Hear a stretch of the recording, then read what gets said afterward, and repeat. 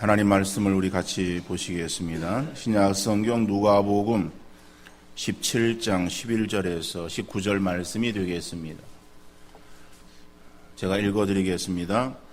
예수께서 예루살렘으로 가실 때에 사마리아와 갈릴리 사이로 지나가시다가 한 마을에 들어가시니 나병 환자 10명이 예수를 만나 멀리 서서 소리를 높여 이르되 예수 선생님이여 우리를 불쌍히 여기소서 하거늘 보시고 이르시되 가서 제사장들에게 너희 몸을 보이라 하셨더니 그들이 가다가 깨끗함을 받은지라. 그 중의 한 사람이 자기가 나은 것을 보고 큰 소리로 하나님께 영광을 돌리며 돌아와 예수의 발 앞에 엎드리어 감사하니 그는 사마리아 사람이라. 예수께서 대답하여 이르시되 10사람이 다 깨끗함을 받지 아니하였느냐? 그 9은 어디 있느냐? 이 이방인 외에는 하나님께 영광을 돌리러 돌아온 자가 없느냐 하시고 그에게 이르시되 일어나 가라 네 믿음이 너를 구원하였느니라 하시더라. 아멘.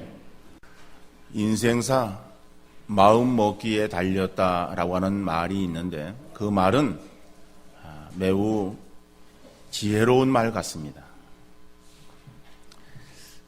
성공에 대해서 연구한 사람들에 의하면은 성공하는 사람들은 다른 사람들보다 더 머리가 좋거나 능력을 가진 사람이 아니라 적극적이고 긍정적인 마음을 가진 사람이다라고 말을 합니다. 자, 마찬가지로 행복한 사람은 어떠한 사람일까? 행복한 사람은 많은 것들을 누리고 소유한 사람이 행복하다라고 느낄까? 그런 것이 아닙니다. 행복한 사람은 어떠한 사람인가 하면은 감사하는 마음을 가지고 감사의 자세를 가지고 살아가는 사람이 행복한 사람이고 진정으로 감사하는 사람이라고 말할 수 있어요. 그래서 우리는 어떠한 그 외향적인 것에 기준을 두고 그것으로 인해서 모든 것들을 가늠하려고 하는 경향이 있습니다. 그런데 우리가 살다 보면 그런 것이 아니에요. 여러분, 우리의 삶을 우리가 생각해 보면 예전과 비교해서 우리가 얼마나 지금 잘 살고 있습니까? 얼마나 많은 것들을 풍부하게 누리고 있습니까? 날씨가 추워지니까는 김장을 하는 가정들이 많이 있습니다.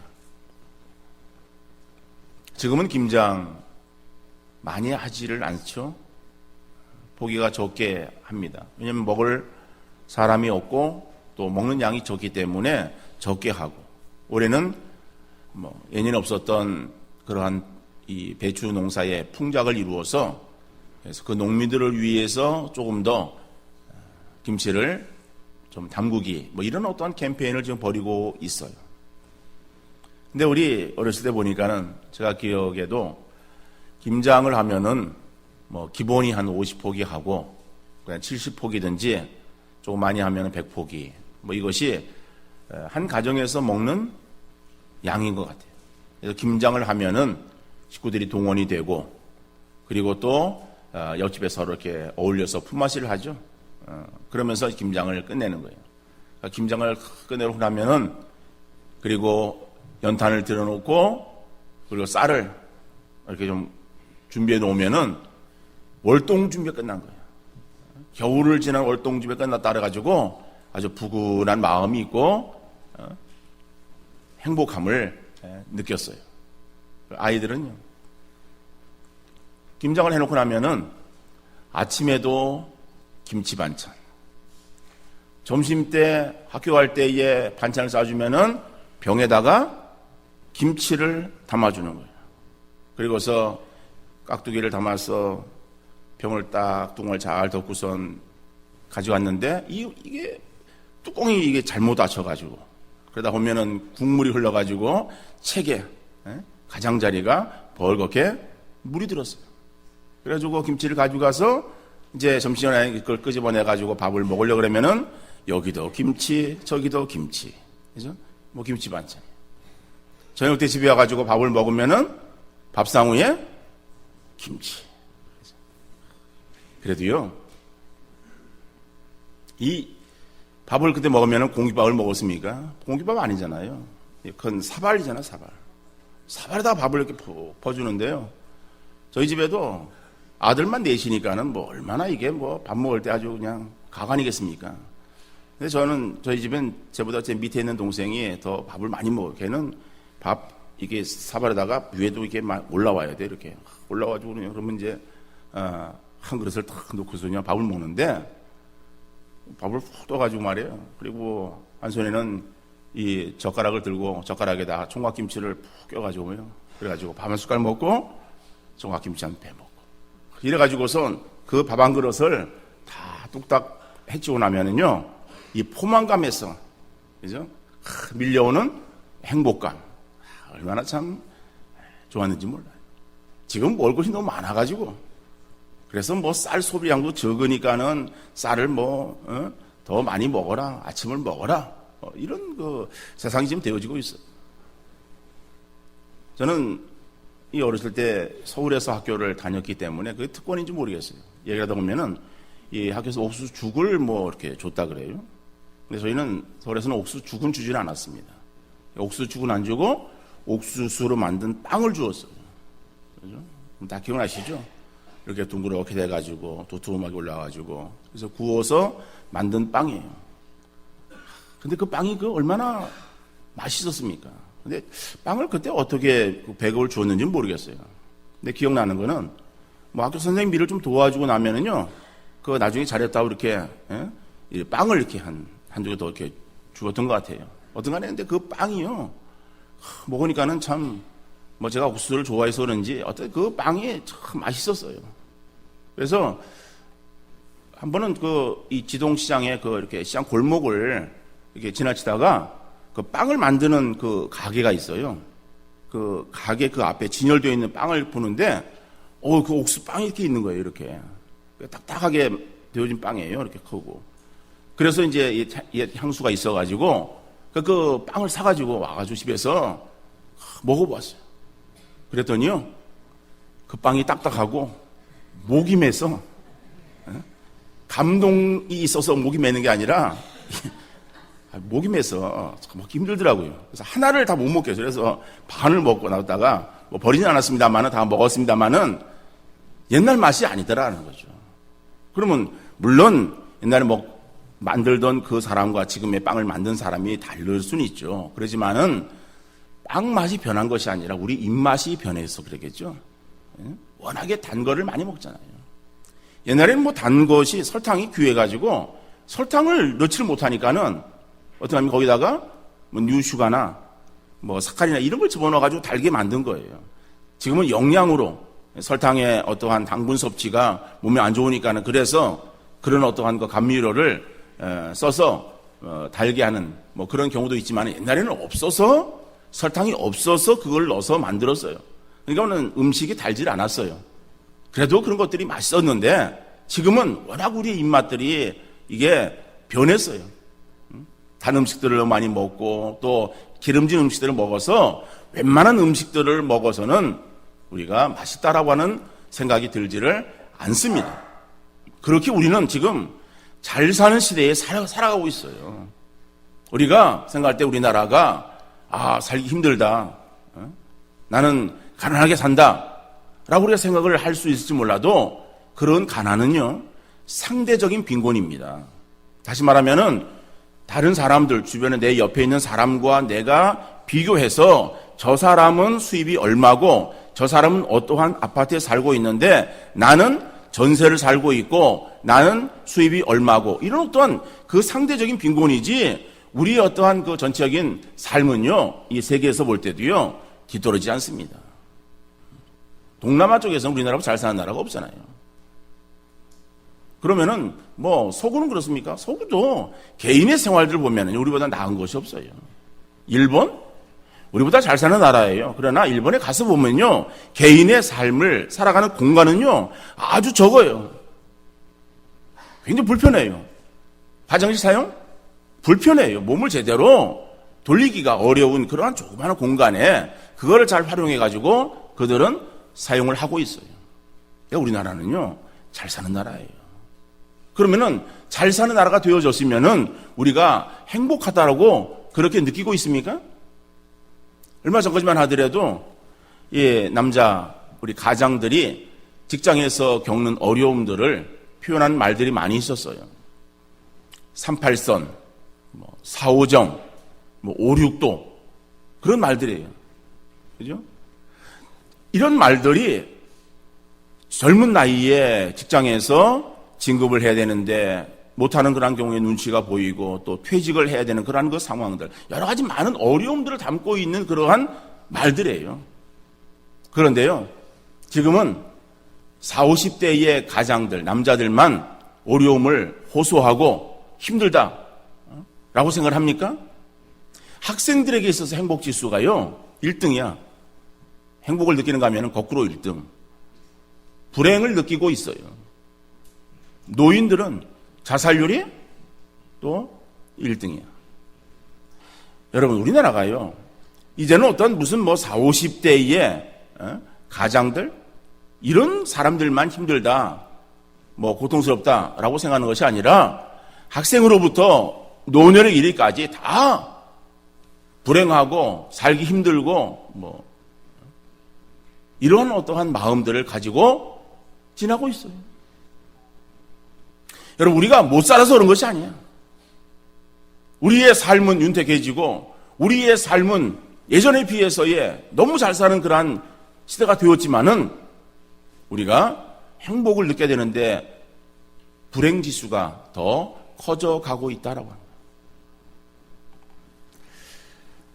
여러분, 인생의 행복과 감사는 결코 가진 것에 비례하지 않습니다. 어떠한 마음을 갖느냐가 중요합니다. 감사하는 마음이 있을 때에 감사할 수 있습니다. 그러면은 감사하는 마음은 저절로 생기는 거야. 여러분, 오늘 제목을 우연한 감사 이렇게 제목을 제가 잡았어요. 그런데 우연한 감사의 제목을 보면은 그 뒤에 뭐가 나와 있습니까? 물음표가 딱 나와 있어요. 그러니까 우연한 감사가 아니라 우연한 감사 이렇게 읽어야 되는 거예요. 다시 말하면은 감사가 그저 우연하게, 그러니까 우리가 우연이라고 하는 그런 그 말은 우리 기독교인들이 그리스도인들이 합당한 말은 아닙니다만은 생각지 않은 그러한 가운데에 우리의 감사가 그냥 저절로 나타나고 저절로 우리 감사의 마음들이 막 생겨지고 그러는가라고 하는 거예요. 감사는 그런 것이 아니에요. 오늘 본문에서 보니까는요, 감사는 저절로 생기지 않는구나 하는 것을 알 수 있습니다. 본문에서 보면 예수님께서 예루살렘으로 내려가시는 거예요. 그러니까 예루살렘으로 내려가신다는 말은 없습니다만은 이 지도상에서 보면은 예루살렘은 유대 땅이고 그 지도에서 밑에 쪽에 있어요. 그런데 성경을 말씀에서 볼 때는 예루살렘은 내려간다라고 하는 말은 없어요. 예루살렘 올라가시고 이런 그 표현들이 있는데 우리가 서울을 간다라고 할 때 서울에 올라간다라고 하는 말을 하지 서울로 내려간다라고 하는 말은 안 해요. 서울에서 지방을 갈 때는 지방에 내려간다라고 하는 말을 써요. 그런 어떤 의미로 생각할 때에 예루살렘으로 예수님께서 이제 올라가시는 거죠. 가시는 거예요. 그런데 예수님의 주된 사역지는 갈릴리 지역이었습니다. 갈릴리 지역에서 예루살렘으로 예수님 가시는 거예요. 가시는데 그 가운데 사마리아 그 지역이 있습니다. 대부분의 사람들은 그 사마리아 지역을 통과하지 않습니다. 그 사마리아 사람들은 더러운 사람들이고 그 사람은 부정한 사람들이고 그래서 그 땅을 그들이 밟기를 꺼려하는 거예요. 그러다 보니까는 요단강을 건너서 그 베레아 쪽을 향해서 예루살렘으로 들어가는 통로를 주로 사용합니다. 근데 예수님께서는 갈릴리의 사마리아로 지나서 예루살렘으로 이제 가시는 거예요. 그런데 그 사마리아를 지나가시는 그런 가운데 한 마을에 이르게 되었어요. 그 마을에 이르게 되었을 때에 10명의 사람들을 만나게 되어집니다. 근데 그 10명의 사람들은 성경 보니까는 나환자들이에요. 나병 환자들이에요. 나병 환자들은 마을 안에 들어와 살 수가 없어요.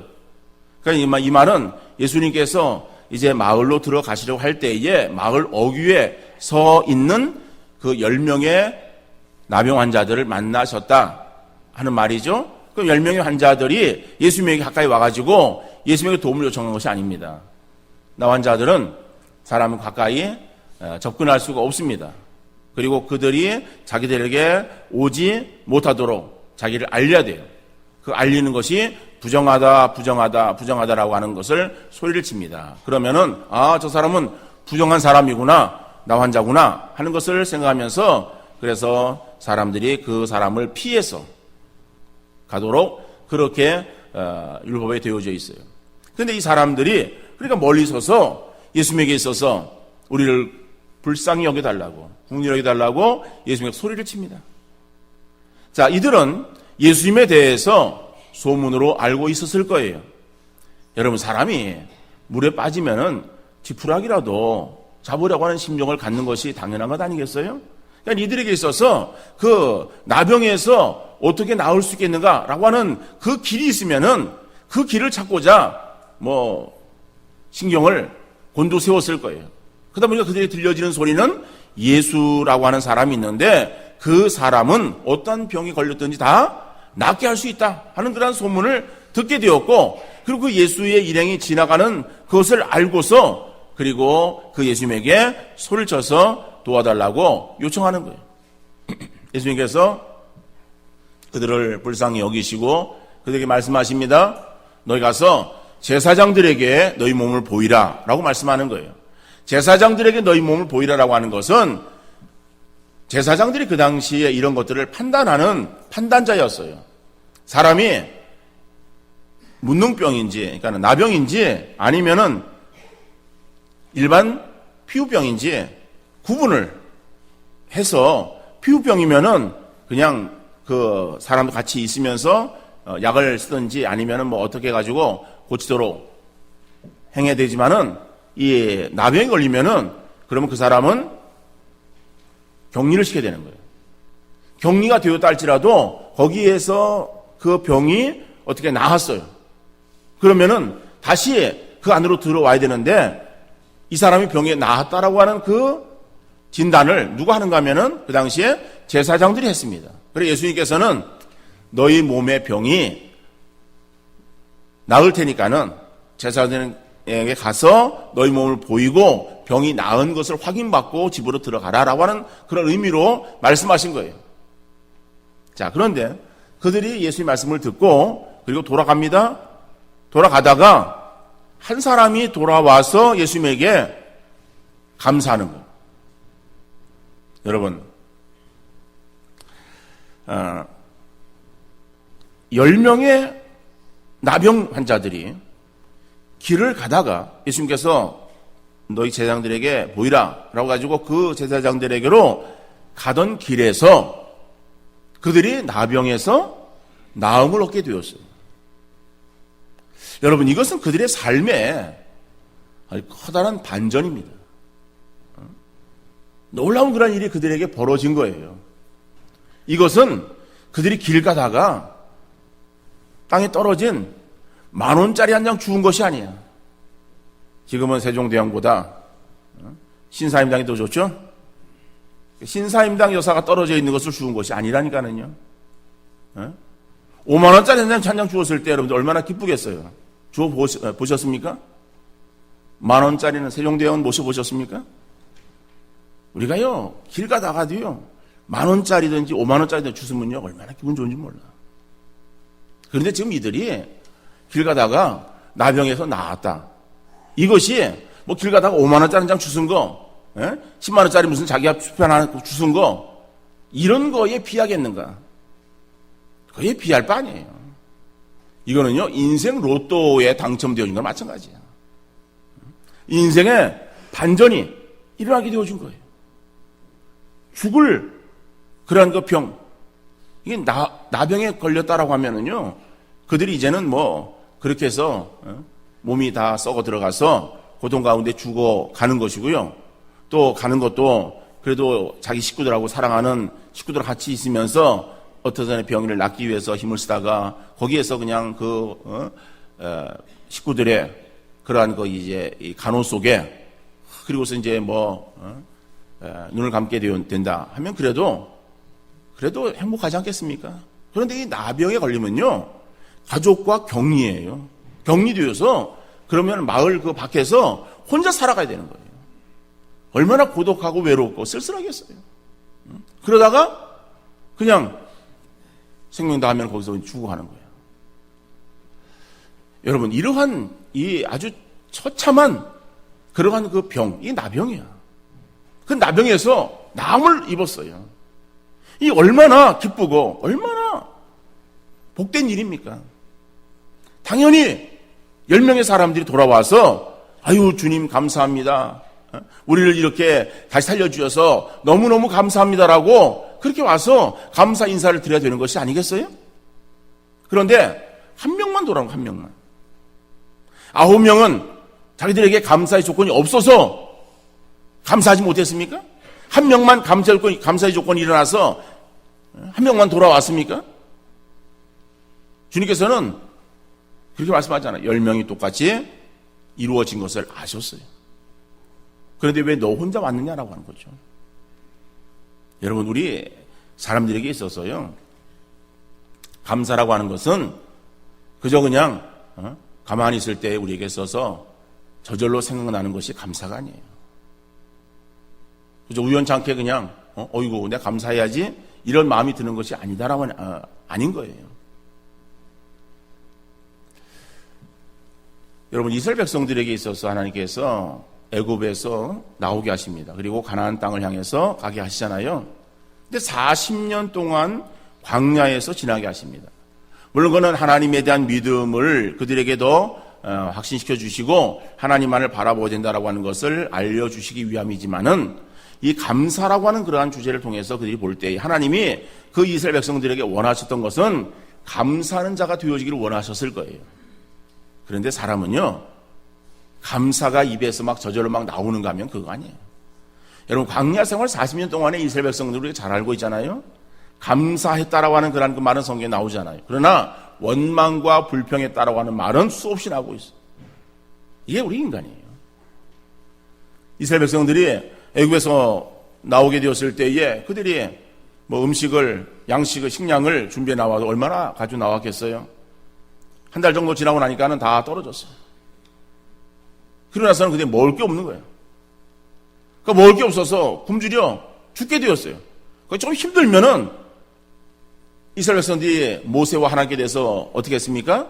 원망과 불평하는 거예요. 그러니까 원망과 불평하는 그러한 거 이스라엘 백성들이 하나님께서 만나를 내려주시고 만나. 그러니까 만나라고 하는 것이 이게 이게 뭐야? 라고 하는 거예요. 아침에 나가보니까는요, 뭐 호영게 내렸어. 그거를 모아서 그래서 그걸로 먹어라. 그러니까 아침에 일어나서 뭐 내려진 그런 그 만나를 그들이 거둬드립니다. 그리고서 먹으니까는 꿀 섞은 과자같이 맛있었다고 하는 거예요. 그들이 먹고선 배불렀어요. 그런데 사람이 욕심이 있잖아요.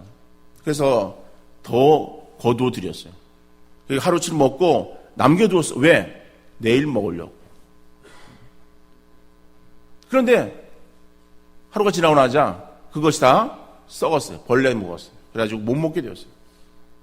그러니까 아침에 가보니까 또 역시 만나가 내린 거예요. 그 만나를 하루치 거둬왔어요. 거둬왔지만은 그들의 생각 속에는 내일도 만나가 주어질까라고 하는 염려가 있었을 거예요. 근데 그 다음날 눈을 뜨고 가서 보니까는 만나가 또 역시 있었어요. 여러분, 그 만나는요, 만나라고 하는 것은 그들의 일용할 양식이에요. 매일매일의 삶에 그들에게 주시는 일용할 양식이었어요. 그 양식을 하나님께서 그들에게 허락해 주신 거예요. 허락해 주신 그러한 그 만나로 그들의 삶을 살았습니다. 그러면은 만나를 그들이 바꿔서 얼마나 기뻤겠고 또 하나님 앞에 감사해야 되었겠습니까? 그런데요, 얼마 정도 지나고 나니까는 그들이 또 원망과 불평하는 거예요. 왜 원망과 불평하는가 하면은 아니 하나님 왜 우리에게 맨날 만나만 주십니까? 좀 더 다른 거 고기를 좀 주십시오. 우리가 애굽에서 살 때는 야채도 먹고 채소도 먹고 과일도 먹고 고기도 먹고 이것저것 다 먹었는데 이 만나 먹으니까 우리 입이 지금 다른 걸 먹고 싶습니다. 하나님께서 메추라기 때를 보내어서 메추라기 고기를 주시는 거예요. 여러분, 우리 사람들은요, 주어지는 그러한 그 은혜를 우리가 풍성히 받음에도 불구하고 감사하는가 하면은 감사하지 못하고 원망과 불평만 늘어놓는 것이 우리 인간의 모습이에요. 여러분, 감사는요, 저절로 이루어지는 것이 아닙니다. 저절로 그냥 눈 뜨고 나니까는 어이구 내가 뭐 감사구나 하는 것이 우리에게 생각나는 것이 아니다라고 하는 거예요. 늘 그런 감사의 은혜를 받으면서도 불구하고 감사하지 못하는 것이 우리 인생의 모습이다라고 하는 것을 여러분들 기억할 수 있기를 바랍니다. 자, 그런데 그러면은 우리가 감사하지 못하는 삶을 살아갈 때에 주님이 그걸 당연시 여기시는가? 주님은 그것을 당연히 여기지 않습니다. 오늘 본문 17절 말씀 보면은 예수께서 대답하여 이르시되 10사람이 다 깨끗함을 받지 아니하였느냐? 그 9은 어디 있느냐? 그 9은 어디 있느냐? 다시 말하면은 감사의 그러한 은혜를 체험하고도 감사하지 못하는 그 9사람은 어디 있느냐고 찾으시는 거예요. 이거는 감사의 조건을 헤아려 감사하지 못하는 사람들을 향해서 책망하시고 그들을 안타깝게 여기시는 주님의 마음을 여러분들 한번 이해하시기를 바랍니다. 주님은 그래요. 우리에게 있어서 감사의 조건들을 허락해 주심에도 불구하고 감사하지 못하는 우리들을 바라보실 때에 속에 마음이 아프시다라고 하는 거예요. 야, 이 어리석은 인생들아, 니들이 왜 감사하지 못하고 그저 원망과 불평 가운데 살아가느냐?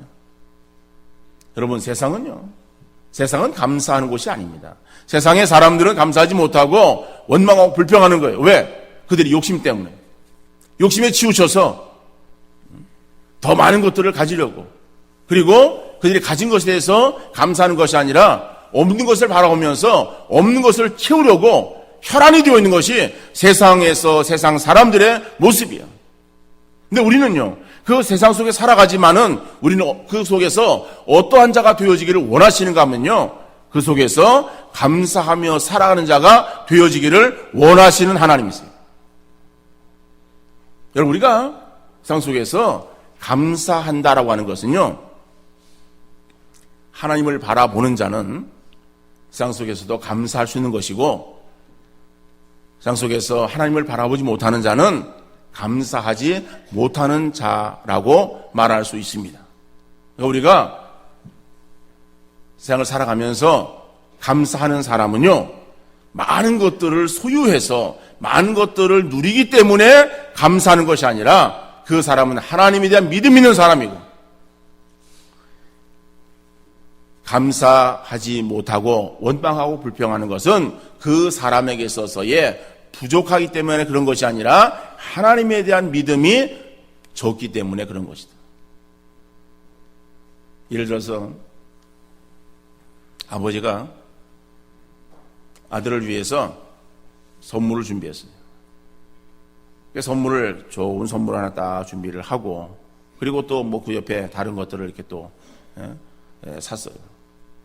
그리고 이제 집에 들어와 보니까는 아들하고 아들의 친구 같이 놀고 있어요. 아버지가 아들에게 있어서, 야, 아들아, 이 선물이다. 그리고 이제 아들에게 준비한 선물을 주는 거예요. 그리고 그 아들 친구에게도 선물 하나를 주는 거예요. 근데 아들에게 주어진 선물은 적은 거고, 포장이.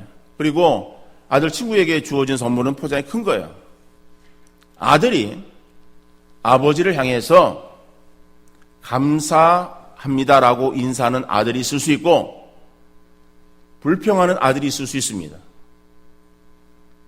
여러분, 어떤 경우에 있어서는 감사할 수 있겠습니까? 아, 아버지가 나를 사랑하시는구나. 그래서 나에게 좋은 선물을 주신 것이구나 라고 생각하는 그 아들은 아버지에 대해서 아버지 고맙습니다 라고 인사를 하고 자기에게 주어진 선물을 꾸러미를 펼쳐볼 거예요. 그런데 아버지의 마음을 헤아리지 못하는 그러한 그 아들은 원망하고 불평할 거예요. 왜 그렇습니까? 옆에 있는 친구에게 주어진 그 선물 꾸러미가 자기 것보다 크다라고 하는 거예요. 내용에는 상관이 없어요. 비교하는 거예요. 비교해서 그래서 그거는 큰 것이고 나는 적은 것이고 왜 친구에게는 큰 거를 주고 나는 적은 걸 줍니까? 라고 하는 거죠. 그거는 아버지를 바라보는 것이 아니라 뭘 바라봐요? 선물 자체를 바라본 거예요. 선물 자체를 바라보았다는 것은 아버지에 대한 어떠한 마음, 아버지의 사랑을 그가 헤아리지 못한 그러한 욕심꾸러기 아들이기 때문에 그런 거예요. 오늘 우리가 생활 살아가면서 하나님이 나에게 있어서의 나를 가장 사랑하시는 아버지, 나를 너무나도 잘 알고 계시는 하나님이시다라고 하는 것을 우리가 확신한다면은 우리는 주어지는 그러한 그 삶 속에서 원망과 불평이 아니라 나에게 향하신 하나님의 그러한 그 은혜와 사랑이 어떠한가를 생각하면서 그 하나님을 바라보는 믿음으로 감사하는 삶을 살게 되어질 줄로 믿습니다. 그런데요, 하나님에 대한 믿음이 적으면은 외형적인 것만을 바라보게 된다니까요. 저 사람은 저런 걸 주는데 왜 나는 안 주나? 저 사람은 저렇게 큰 걸 주었는데 나는 이렇게 조그만 걸 주었나? 이런 걸 생각하면서 하나님께서 감사하고 즐거워 기뻐하는 것이 아니라 원망하고 불평할 거예요. 여러분, 우리가 하나님에 대한 믿음, 이 믿음이 풍성하고 하나님에 대한 큰 믿음을 가지고 있으면은 우리의 삶 속에서 그 하나님의 은혜를 헤아리는 그러한 믿음의 자세로 하나님께 대해서 늘 감사하며 그 하나님을 높이고 정말 하나님을 정말 사랑하는 그러한 복된 성도들 되어질 줄로 믿습니다. 여러분, 감사주의를 지내면서 우리의 삶 속에 늘 헤아리어 감사하는 우리 모든 성도님들 되어질 수 있기를 간절히 바랍니다. 감사는요, 저절로 감사가 이루어지는 것이 아니에요. 또 우리가 감사하지 못할 때에 그게 당연한 것인가? 아니에요. 주님은 우리에게 왜 감사하지 못하는가? 그 아홉은 어디 있느냐라고 찾으시는 주님. 감사해야 되는 그러한 그 상황에서 감사하지 못하는 그런 우리의 모습을 바라보시면서 책망하시는 그러한 소리로 여러분 들을 수 있기를 바랍니다. 마음에 감사한 생각이 우리의 입술에 있어서 기도와 찬양으로 표현되어질 수 있기를 간절히 바랍니다. 우리의 몸을 통해서 감사의 삶으로 나타날 수 있기를 간절히 바랍니다. 마음의 감사가 가득한 사람에게 천국의 기쁨을 주시고 입술에 찬양과 감사의 고백이 가득 찬 사람에게 계속적인 찬양과 간증을 허락해 주실 줄 믿습니다. 골로새서 2장 6절 7절 말씀 보면은요. 그러므로 너희가 그리스도 예수를 주로 받았으니 그 안에서 행하되 그 안에 뿌리를 박으며 세움을 받아 교훈을 받은 대로 믿음에 굳게 서서 감사함을 넘치게 하라. 우리가 그리스도 예수를 주로 받았어요. 다시 말하면 우리가 죽을 수밖에 없었던 그러한 인생들이지만은 예수 그리스도를 통해서 우리가 구원받아서 하나님의 자녀가 되었으면은 믿음을 굳게 서서, 믿음에 굳게 서서 그럼 우리가 해야 될 것이 감사가 넘치는 그러한 삶이 되어야 한다라고 말씀하고 있습니다. 감사는 넘치는 감사를 우리가 행하기 위해서는 우리가 무엇을 내가 소유했는가라고 하는 것을 다른 사람과 견주어 생각하는 것이 아니라 그러한 감사가 무엇인가를 헤아려 볼 때에 우리 속에서 더욱더 감사가 생겨날 것이고 그 감사가 더욱더 큰 감사로 주 앞에 돌려지게 되어질 줄로 믿습니다. 여러분, 우리 성도는요, 세상 속에서 세상 사람들과 다른 사람들이에요. 세상 사람들은 세상 속에 살아가면서 더 많은 것을 소유하려고 욕심 가운데에서 늘 원망과 불평 가운데 살아가는 사람이라고 한다면은 오늘 그리스도인들은 세상 속에 살아가지만 세상 속에서 하나님께 내 베풀어준 은혜가 무엇인가를 헤아려 감사하는 그러한 사람이 그리스도인이다. 오늘 우리를 하나님의 자녀로 불러주시고 매일의 삶에서 우리를 인도하신 하나님을 여러분들 기억하면서 그 하나님으로 인해서 늘 감사하며 그 하나님 앞에 찬양과 영광 돌리는 믿음의